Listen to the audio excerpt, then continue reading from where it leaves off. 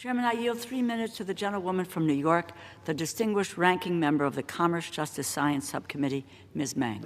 Gentlewoman's yielded 2 minutes.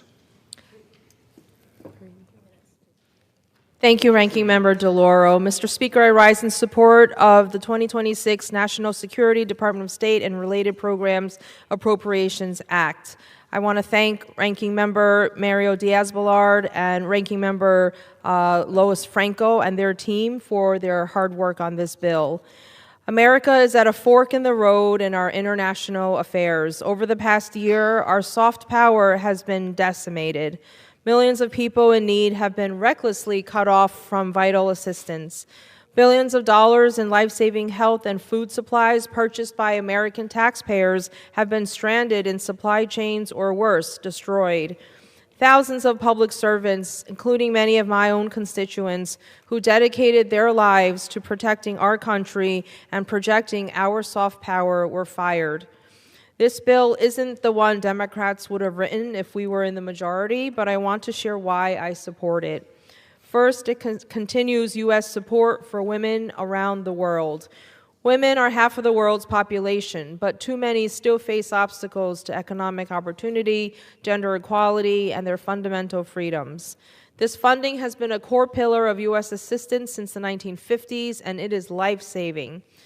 Estimates suggest that each year it prevents 17.1 million unintended pregnancies and saves the lives of 34,000 women and girls who otherwise would have died from complications from pregnancy and childbirth.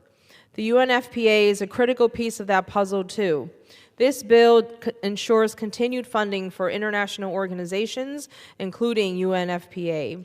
History has taught us that we cannot bury our head in the sand and abandon the international community without consequences for our own national security.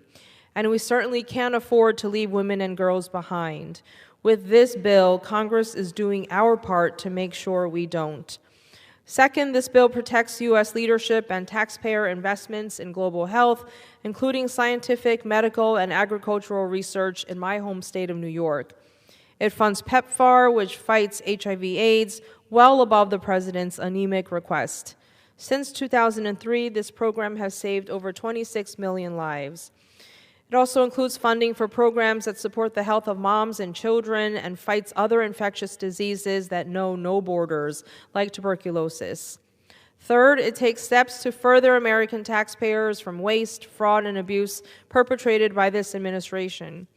It maintains important directives on education, conservation, and water, sanitation, and hygiene programs. It reins in the Trump administration and reasserts congressional oversight on the uses of funds by increasing transparency requirements, and includes provisions I champion to make sure life-saving commodities and supplies purchased with U.S. taxpayer dollars can't simply be destroyed. While this bill won't right every wrong, it represents Democrats and Republicans. Gentlewoman's time has expired. I yield the gentlewoman an additional 30 seconds. The gentlewoman would be extended an additional 30 seconds. Gentlewoman's recognized. Thank you. While this bill won't right every wrong, it represents Democrats and Republicans reaching an agreement that asserts Congress's authority, pushes back against this administration's overreach, and stands up for proven policies that have made our country and world safer, stronger, and more prosperous. Thank you, and I yield back. The gentlewoman yields back time. Gentlewoman.